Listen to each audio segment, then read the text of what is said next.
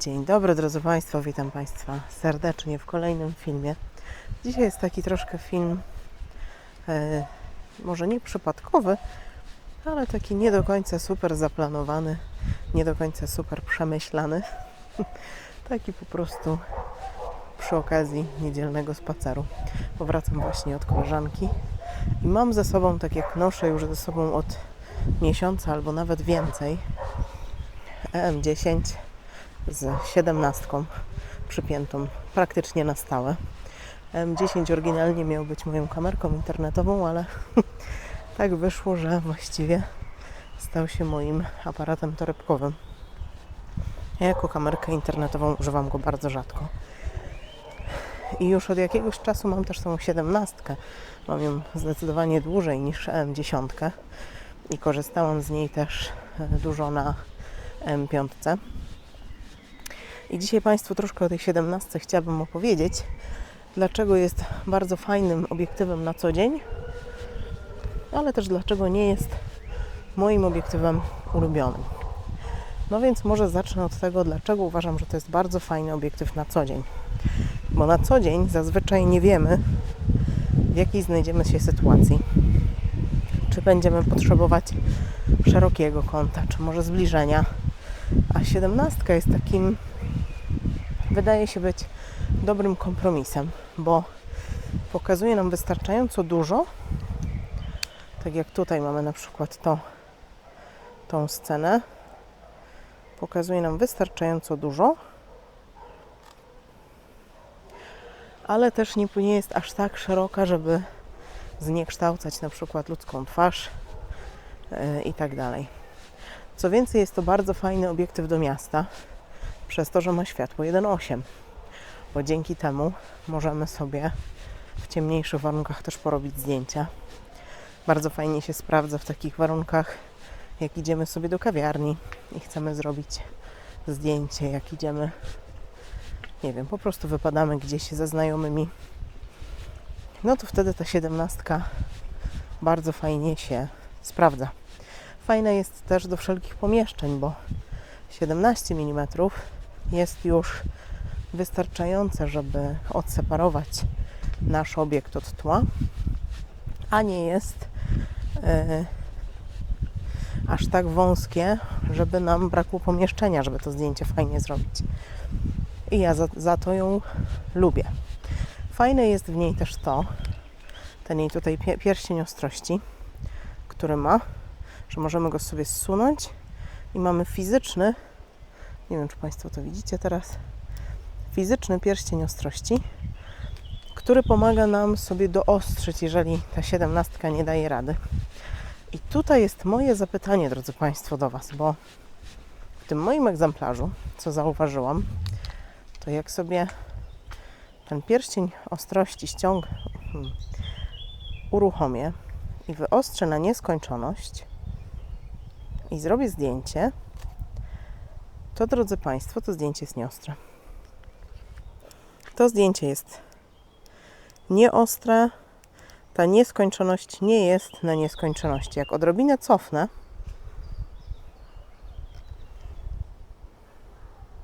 wystarczy, że odrobinę tylko cofnę, a tu nie mam tego ustawionego, to zdjęcie już w tym momencie jest ostre, czyli ta nieskończoność jakby w tym moim, no dokładnie, teraz jest już ostre.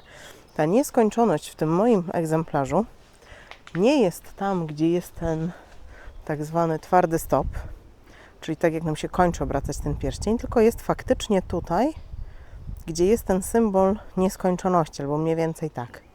I tu jest moje pytanie, drodzy Państwo, do Was, zwłaszcza do tych z Państwa, którzy korzystają z tej pierwszej wersji tego obiektywu. Czy u Was to też tak jest? Bo nie ukrywam, że jak ja kupowałam ten obiektyw, to jedną z tych rzeczy, które mnie bardzo w nim ujmowały, był właśnie ten pierścień ostrzenia. Bo ja lubię sobie czasem przeostrzyć manualnie. Ale nie spodziewałam się tego, że on będzie miał nieskończoność nie tam, gdzie się gdzie jest ten naturalny, taki twardy przystanek tego, gdzie przestaje się kręcić po prostu ten pierścień, gdzie stawia opór.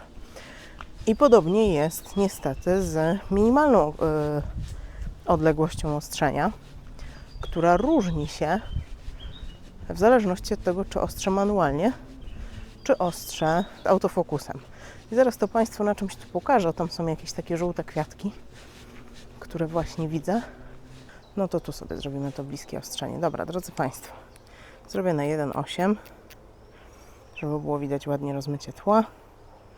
Powiedzmy tutaj, wyostrzymy gdzieś tutaj. No i tutaj wyostrza, tu jeszcze też dał radę. Tu jeszcze też dał radę. A teraz to samo, tylko przełączę sobie pierścień. Mam minimalne ostrzenie. Jak nam to wychodzi? Gdzieś tak tutaj.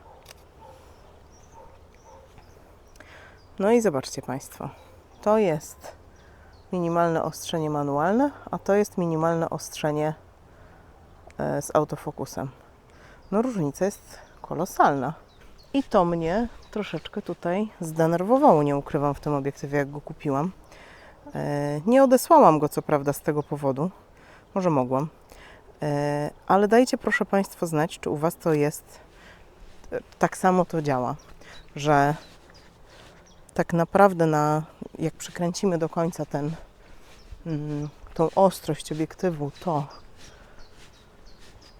nie pokazuje się nam nieskończoność, ani też nie mamy najmniejszej odległości ostrzenia. No i tutaj a propos najmniejszej odległości ostrzenia, to drodzy Państwo jest całkiem nieźle. To jest obiektyw 17 cm, 17 mm, co ja mówię. Więc to nie jest też obiektyw, który jest stworzony do jakichś wielkich zbliżeń, ale jeżeli już chodzi o te minimalne jego ostrzenie, to ono wychodzi naprawdę całkiem nieźle. Ja sobie przełączę teraz na elektroniczną migawkę, bo ona jest szybsza i tu, drodzy Państwo, kolejny plus tego zestawu. Tutaj elektroniczna migawka dochodzi nam do 1,8 sekundy, czego nie ma migawka mechaniczna. A 1,8 sekundy to w taki super jasny dzień jak dzisiaj, zobaczcie Państwo, jak jest pięknie. Trochę nie wiem, gdzie idę, ale też troszkę mnie to nie obchodzi i nie przeszkadza mi. No to ta elektroniczna migawka tutaj naprawdę pomaga. Dobrze, no to powiedzieliśmy sobie, drodzy Państwo, o tym pierścieniu manualnego ostrzenia. Powiedzieliśmy sobie o minimalnej odległości ostrzenia. Powiem Państwu, czemu ten obiektyw nie będzie chyba nigdy moim obiektywem ulubionym. Ja wiem, że na jego temat jest dużo opinii, natomiast ja się nie opieram na tych opiniach, które mają inne osoby, tylko na moich własnych spostrzeżeniach. I ja po prostu, to nie jest moja ogniskowa. Moją ogniskową zdecydowanie jest 25 czy 50 na pełnej klatce, a 35 to nie jest moja ogniskowa. To nie jest ogniskowa, w której ja się czuję dobrze. To nie jest ogniskowa, w której ja potrafię coś sensownego skomponować. I choć są zdjęcia, które mi się podobają z tego obiektywu, takie, do których będę mieć może sentyment, albo będą mi się dobrze kojarzyć, to jednak nie będzie to nigdy moja ulubiona ogniskowa. I nie wiem, od czego to zależy. Czy to jest kwestia, że jest po prostu troszkę za szeroko? Czy to jest kwestia plastyki tego obiektywu? Nie wiem. Ale tak chciałam Państwu o tym właśnie wspomnieć. Drodzy Państwo, mam do Państwa pytanie, ponieważ ta 17 w Panasonicu nie ma do końca swojego odpowiednika, ale jest ta 15 Panasonica. Czy Państwo na przykład z niej kiedyś korzystaliście i czy ją lubicie i czy obraz, jaki daje, jest dla Państwa satysfakcjonujący, czy też nie? Ja sobie tutaj tak jeszcze pewnie pochodzę i pocykam coś. Chociaż ten obiektyw to tak naprawdę nie jest do takiego cykania sobie kwiatków natury.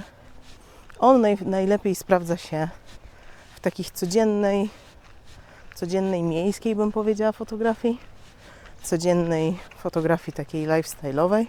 A on jest do tego genialny, bo i możemy nim rozmyć tło, co Państwo widzieliście, i możemy sobie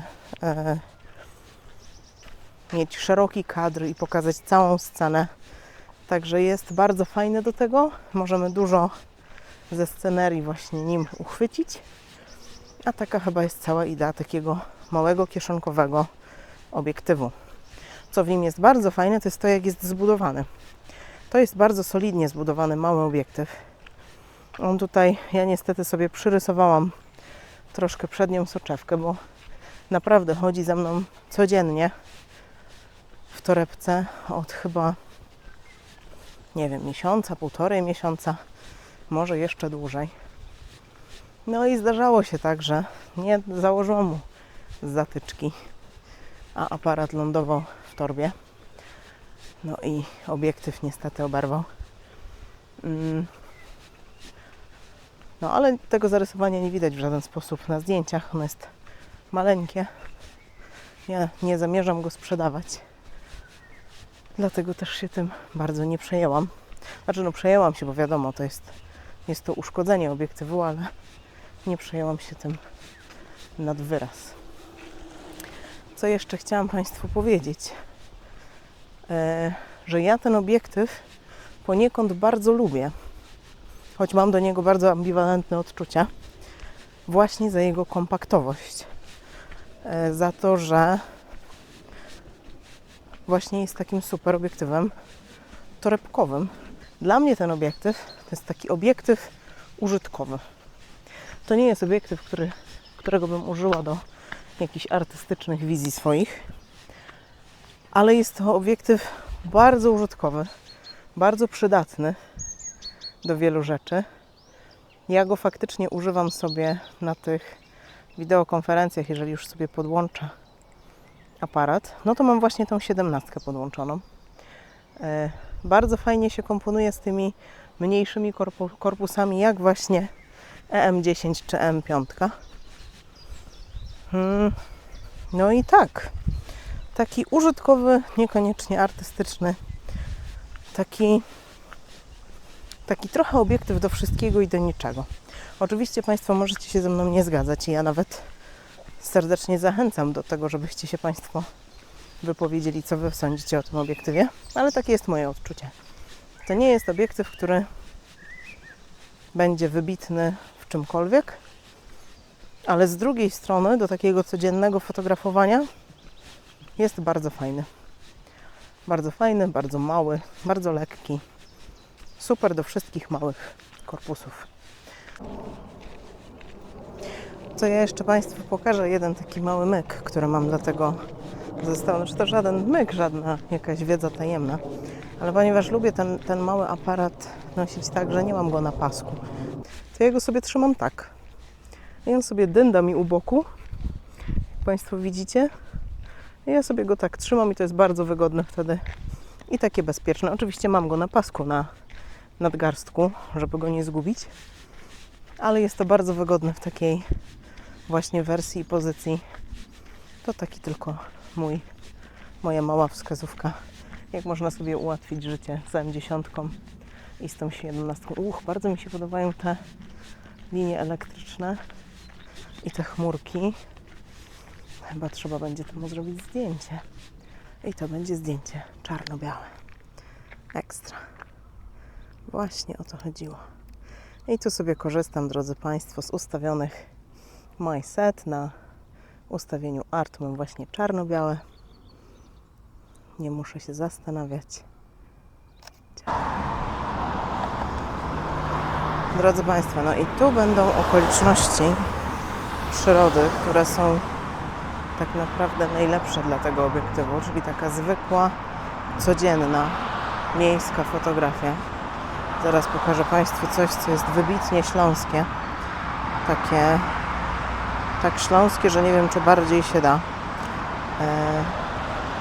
Co ma związek rzecz jasna z historią tego regionu, bo idziemy sobie w stronę bunkra.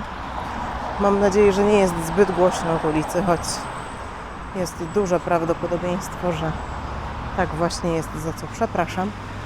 Ale tutaj jest takie małe osiedle, nie wiem jak to nazwać. Kilka takich domów, takich jeszcze, wydaje mi się, że starych, pokopalnianych, które są bardzo fajne. No i tu, drodzy Państwo, widzimy coś niezwykle śląskiego, chociaż w innych regionach Polski też występuje, ale na Śląsku mamy ich bardzo dużo, zwłaszcza tutaj Bytom, Chorzów. Jest ich naprawdę wiele. Bunkier, drodzy Państwo. Zatem śląski bunkier, śląski tramwaj, wszystko naraz. I ten obiektyw do takiej właśnie fotografii codziennej, trochę architektury. Tutaj mam nadzieję, że uda się nam porobić, czy nie porobić, troszkę zdjęć tych budynków właśnie, które tutaj są. Ale ja bym chciała chyba mieć czarno-białe.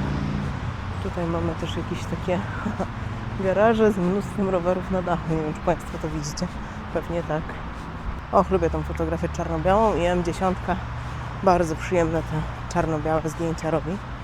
No i te budynki tutaj są bardzo ciekawe, bo zobaczcie Państwo, one mają takie, nie wiem, czy one są jeszcze zamieszkałe, ale tu jest taka jakby, nie wiem jak to nazwać, pergola przed nim. Może nie pergola, tylko taki wiatrołap jakby. Tutaj ktoś wjeżdża,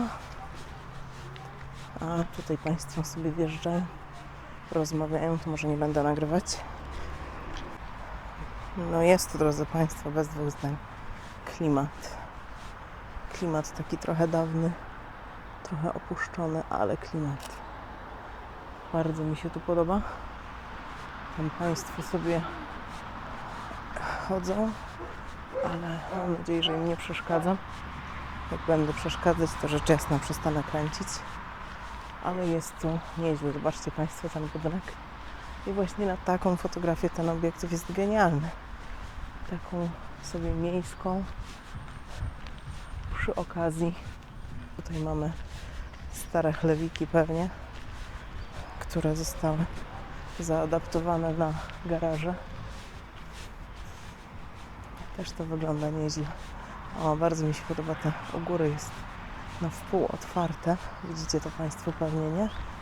Takie drzwiczki do chlewika na wpół otwarte. Wygląda to trochę strasznie, trochę fajnie. Mnie się podoba. Jeszcze spróbujemy z przodu to zrobić. A, tu w ogóle widać na przestrzał. Na przestrzał widać wszystko, co tam jest. No ciekawe to miejsce i właśnie do takich miejsc, czy do takiej fotografii, ten zestaw jest kapitalny. Jesteście Państwo w nowym miejscu turystycznym jakimś i chcecie Państwo je sobie uwiecznić. To ta 17, M10, taka uliczna też fotografia, rewelacyjna, naprawdę rewelacyjny zestaw. Fajne to są te stare budynki z tymi, nie wiem jak to się nazywa, to nie są chyba nadproża, chociaż może nadproża, nad oknami, które idą w półłuk. Są zrobione z cegieł. Pięknie to wygląda. O, i huśtawka jak za mojego dzieciństwa. No wspaniała. Muszę podejść do niej bliżej, bo huśtawka jest po prostu czadowa. Pamiętam jak moi dziadkowie zabierali mnie na takie właśnie huśtawki. I to było super. Takie huśtawki to jest to. Z łańcuszkiem bezpieczeństwa. No nie, no łańcuszek bezpieczeństwa. Rewelacja. Och, jaki czad. No pięknie. Naprawdę pięknie. Aż mi jest tak jakoś sentymentalnie, drodzy Państwo. W tym właśnie momencie. No i teraz już faktycznie się z Państwem pożegnam. Zwłaszcza, że przed nami jakiś ciemny las. Więc żegnam się z Państwem i do zobaczenia, mam nadzieję, w przyszłym filmie. Dajcie Państwo znać, jak tam Wasze fotograficzne przygody. Teraz mamy lato, więc być może jest więcej szans na to, żeby coś przyjemnego ustrzelić. O, ja tu widzę dużo insektów, no i tu Oczywiście, że będę żałować, że nie mam jakiegoś obiektywu makro czy czegoś takiego, bo jest to tu jest bardzo dużo dzisiaj właśnie jakichś małych insekcików, robaczków, które sobie żerują na tym krzaku i wyglądają bardzo fajnie. Zaraz Państwu pokażę, co mi tu z tego wyszło. Państwo pewnie tego nie zobaczycie, bo wydaje mi się, że za szeroko będzie, ale tu sobie powstanie zaraz zdjęcie. Proszę bardzo. Zdjęcie robaczka na pożegnanie i oczywiście przez cały film leciały sobie zdjęcia z tego obiektywu, żebyście mogli sobie Państwo sami ocenić, na ile Wam odpowiada obraz, jaki on daje, a na ile nie. Do zobaczenia.